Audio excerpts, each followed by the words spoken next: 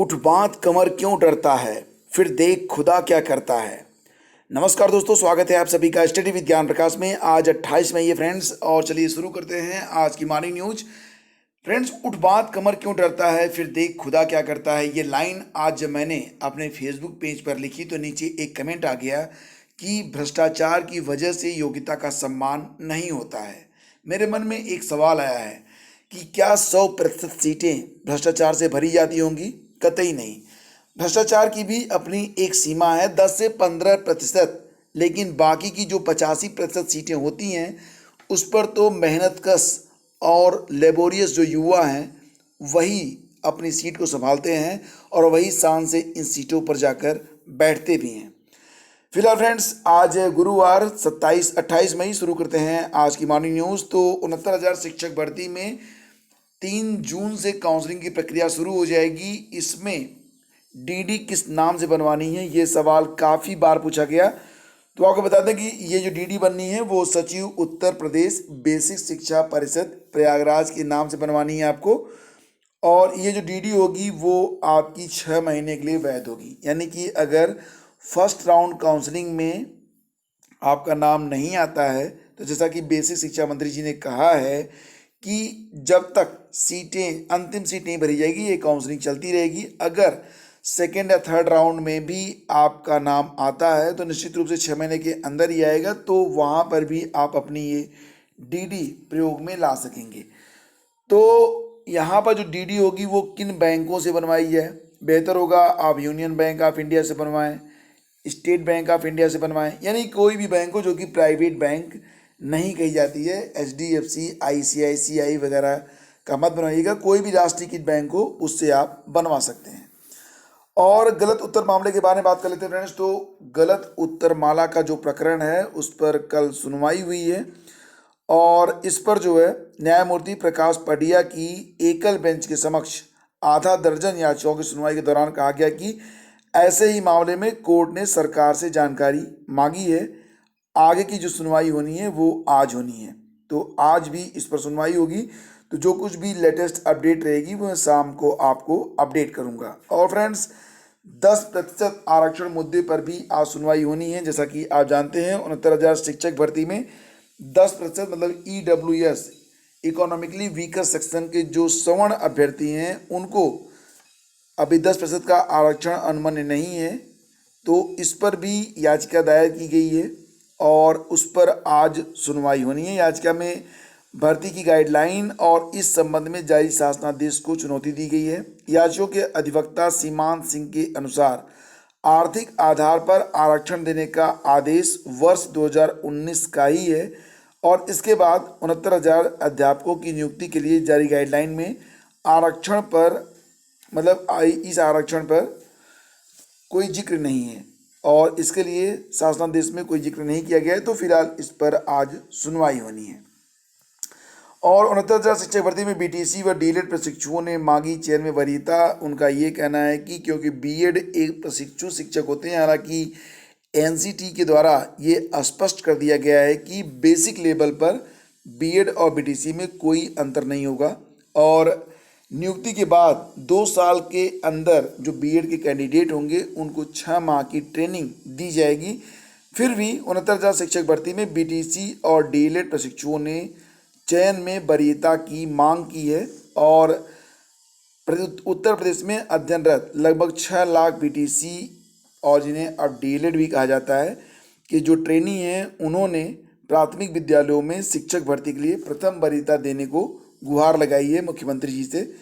और बेसिक शिक्षा विभाग SCRT और PNP को भी मेल किया गया है और इसमें यह कहा गया है कि उनकी तादाद लगभग 6 लाख है। प्राथमिक स्कूलों में पढ़ाने के लिए उन्होंने 2 साल का कोर्स किया है, इसलिए उन्हें वरीयता देनी चाहिए। अन्य कोर्सों से जो करने वाले अभ्यर्थी हैं उनसे ऊपर सबसे पहले उन्हीं पर विचार किया जाना चाहिए। और जैसा कि आप जानते हैं कि 69,000 शिक्षक भर्ती में मोबाइल नंबर के संशोधन को लेकर बड़ी संख्या में अभ्यर्थियों ने काफ़ी हंगामा मचाया, तो उसके बाद संशोधन का जो विकल्प है वो उपलब्ध हो गया है, लेकिन अभी भी किन्हीं कारणों से लगभग 9,000 अभ्यर्थी शेष हैं। आज अंतिम तारीख है आवेदन की और इसके बाद फिर आवेदन नहीं होंगे। तो लगभग 9,000 अभ्यर्थियों ने अभी तक आवेदन नहीं किया है। इसका क्या कारण है ये तो बाद में ही पता चलेगा। फिलहाल फ्रेंड्स यहाँ पर आपको बताना चाहूँगा कि 69,000 शिक्षक भर्ती परीक्षा में सफल होने वाले कई अभ्यर्थी ऐसे भी हैं जिनका चयन 68,500 शिक्षक भर्ती में हो चुका है।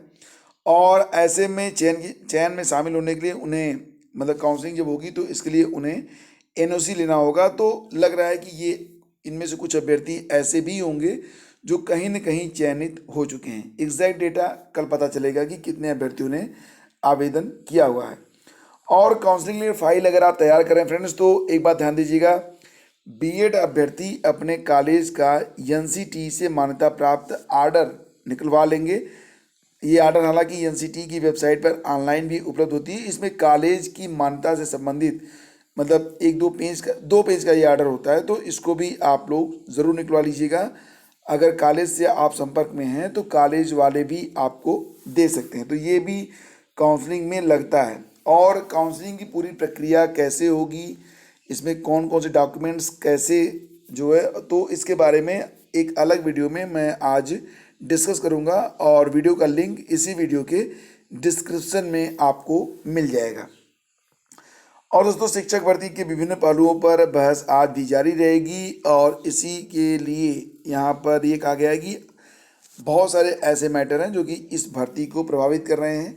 फिलहाल परिषदीय विद्यालयों में 69,000 सहायक अध्यापकों की नियुक्ति के लिए घोषित परिणाम को चुनौती देने वाली याचिकाओं पर हाई कोर्ट में जब बहस पूरी नहीं हो सकी है। हालांकि जानते हैं आप कि ये बहस वीडियो कॉन्फ्रेंसिंग के माध्यम से की जा रही है। याचिकाओं की अधिक संख्या देखते हुए वकीलों को बहस के लिए वेब लिंक पर अलग अलग टाइम स्लॉट दिए गए हैं और याचिकाओं में घोषित परिणाम रद्द कर गलत सवालों को हटाने और उनके अंक फिर से अभ्यर्थियों को देने के बाद परिणाम जारी करने की मांग की गई है। सुनवाई आज भी इस पर जारी रहेगी।